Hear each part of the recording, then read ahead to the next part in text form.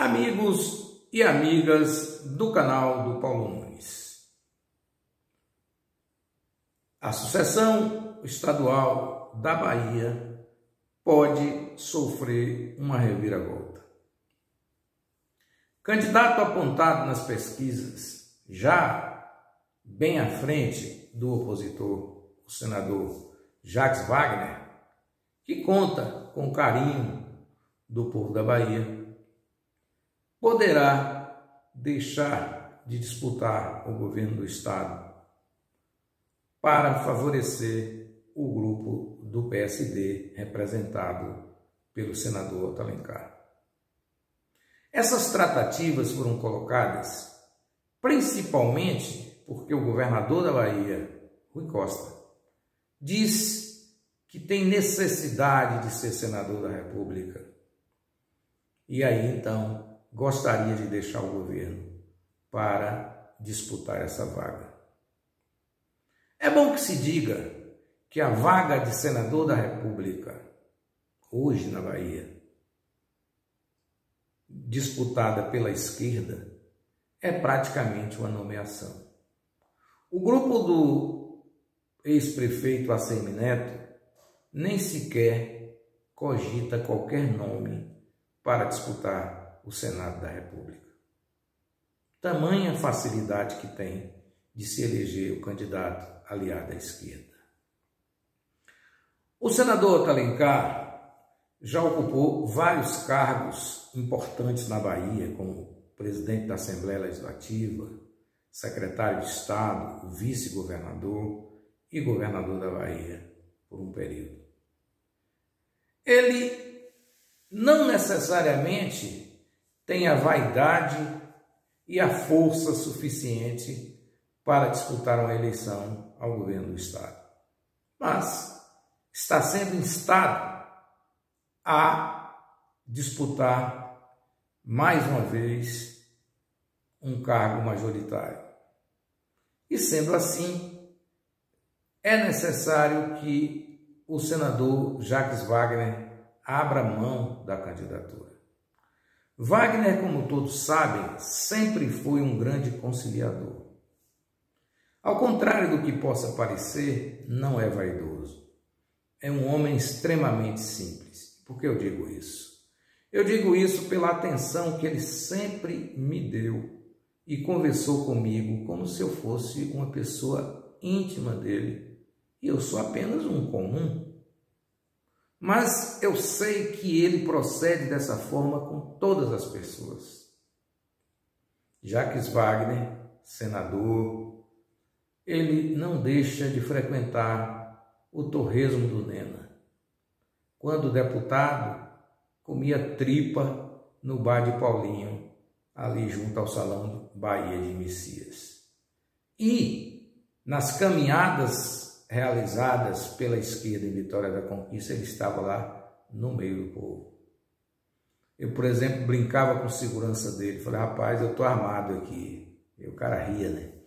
Então, considerando tudo isso, eu não vejo realmente dificuldade de Wagner abrir mão, não. Ele não quer confusão. Desmanchar a unidade na Bahia é um erro. É um erro também o governador Rui Costa tentar a vaga do Senado, assim, na última hora, sem nenhum tipo de preparação e desmentindo o que ele falou a vida toda, dizendo que ficaria no mandato até o final. Por que eu digo isso? Porque se o governador Rui Costa conclui o mandato, ele faz a mesma coisa que Wagner fez quando resolveu lançá-lo candidato ao governador da Bahia, quando ninguém sabia quem era Rui Costa, além do bairro da Liberdade, na Bahia.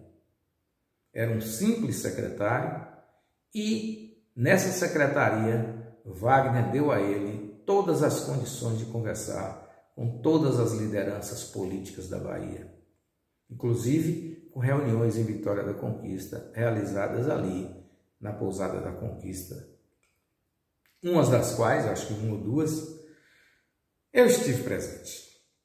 Meus caros e minhas caras, o que é que pode ocorrer com essa com essa mudança.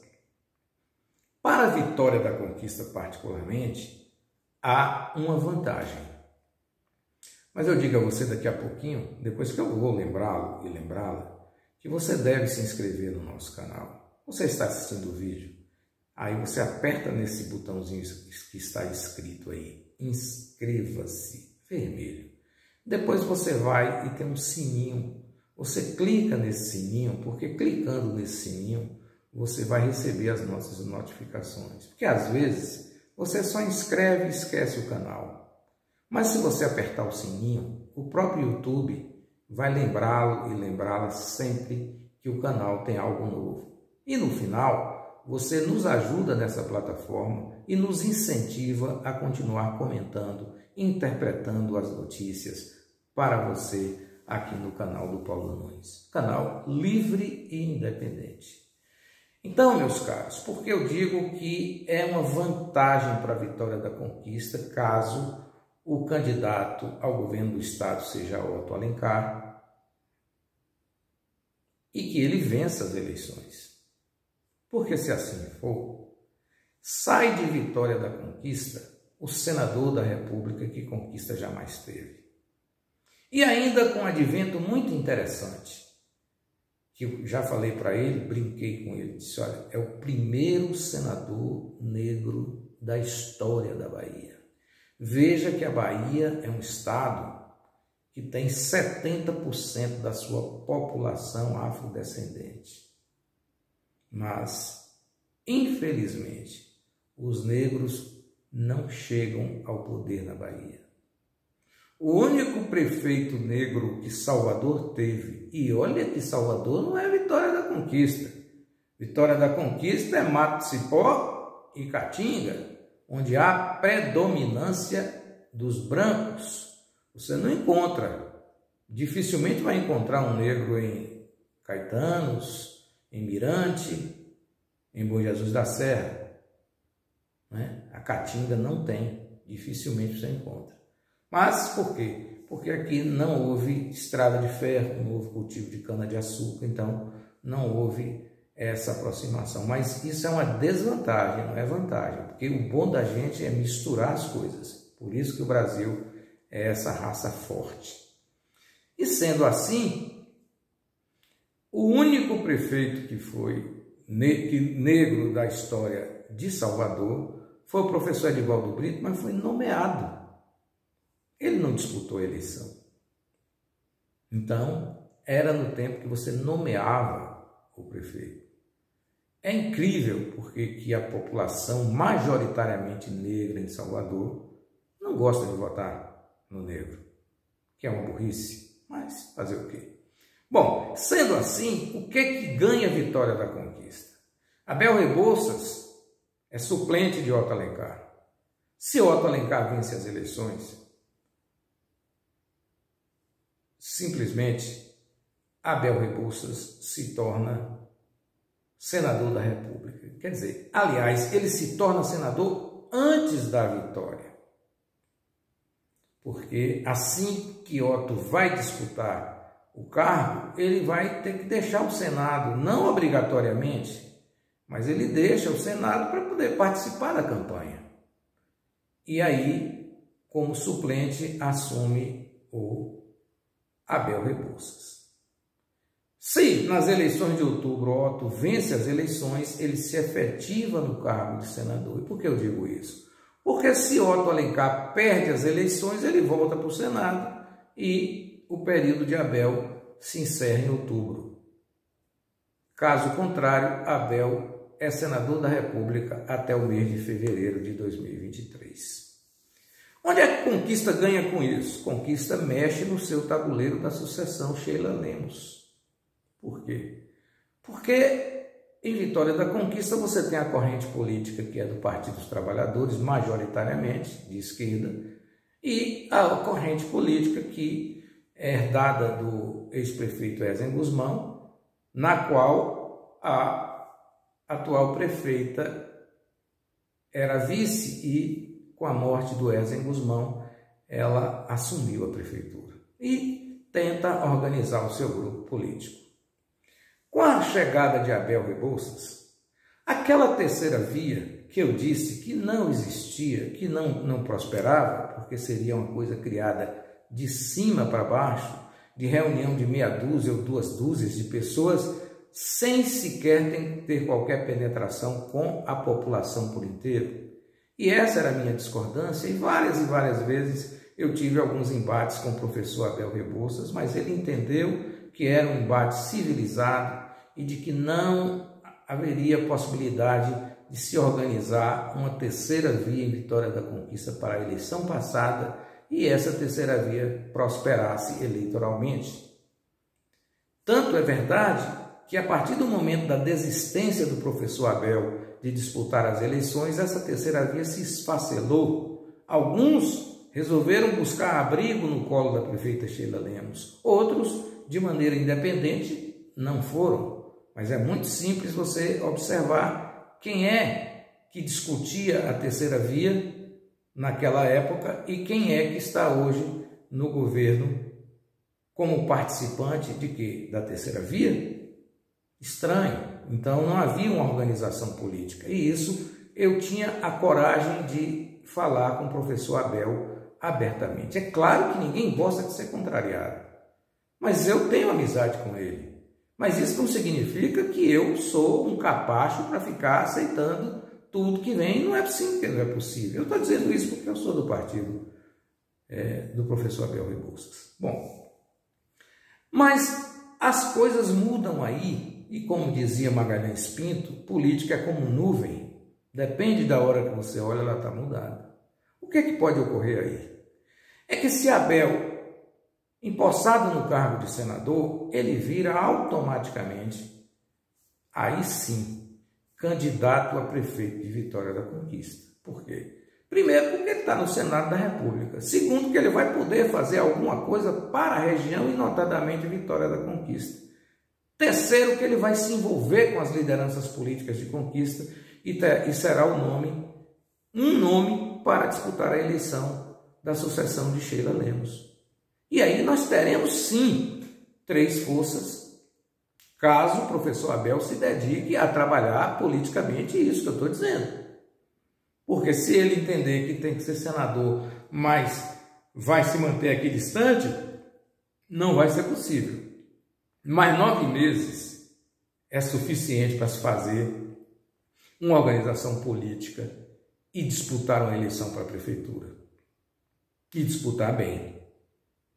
E aí então nós teremos as forças de esquerda do Partido dos Trabalhadores, as forças de direita representadas por Sheila Lemos e seu grupo, e as forças de centro-direita representadas pelo Abel Rebouças. Aí você terá a condição de ter 3 candidatos a prefeito de Vitória da Conquista com chances de vitória. Aí sim. Então era importante para a Conquista isso? Primeiro, porque a Conquista emplaca um senador da República. Segundo, que se trata de mexer um pouco, oxigenar a política de Vitória da Conquista para que ela não seja mais do mesmo.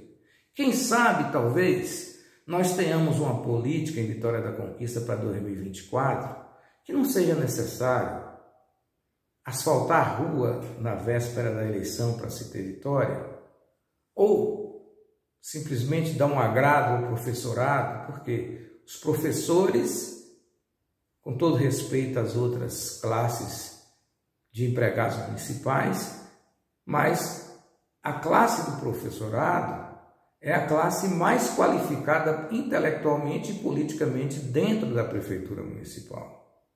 Então, a classe do professorado é a formadora de opinião. O pior é que essa classe formadora de opinião não pode, de forma nenhuma, mudar de opinião por um agrado de última hora. E com todo respeito aos senhores professores. Os professores maciçamente eram alinhados à esquerda durante o período todo. Com a concessão do tal 14º salário, os professores mudaram pela benesse que recebeu e não se preocuparam com o futuro dos outros. apenas se preocuparam consigo mesmo. Então, a vitória tida por Esdras Gusmão, antes de tudo, e eu falo isso no primeiro turno, ela foi, sinceramente, provocada por dois motivos. O asfaltamento das ruas, onde as pessoas mais simples acham que asfaltou a rua, automaticamente você tem que votar porque está asfaltando sua rua, mas você não pensa na outra rua que não foi asfaltada. Mas não vamos crucificar ninguém por pensar assim, porque sofrem muito com a lama e com a poeira. Mas o professorado não. O professorado sabe que um voto dado por uma migalha não vale a pena. O professorado sabe, porque ele tem pedagogia, ele tem conhecimento, ele tem universidade. Ele não é exatamente aquele que não estudou nada e que tem que se preocupar de forma coletiva com as coisas. E não pode, por receber 5 ou 10% de aumento do seu salário, alterar o seu voto e fazer uma opção por algo que não estava pensando há 5 ou 6 dias atrás. Se estava pensando e querendo votar, é claro que isso tem que se respeitar. Agora, o que não pode é mudar de opinião por agrado. E agrado na véspera da eleição. E aí eu digo, professor José Raimundo faria, na minha opinião, pode ser que eu esteja enganado, um governo mais voltado para a maioria do povo. Tenho certeza disso. Tenho certeza que iria fazer as pavimentações muito mais na região carente do que na região que interessa apenas os ricos. E o professorado não entendeu isso. E esses votos do professorado foram suficientes para que Zé Raimundo não vencesse as eleições no primeiro turno. Bastava 1.500 votos, 1.700 votos. E esses votos foram para o outro lado. Agora o professorado tem o 14º salário. Mas o povo da periferia continua carente. Então, é bom a oxigenação com mais um na disputa, com mais uma linha na disputa, para que no final você esqueça a benesse pessoal e vote no programa que você entender melhor. Aí você será respeitado por mim e pela cidade, porque a história não perdoa aqueles que trabalham contra o povo. Um dia a coisa vira. Um dia o cipó de aroeira muda. O vento sempre muda. Não se iludam. O regozijo de hoje pode ser um gosto muito amargo de uma bebida definitiva amanhã. Bom dia.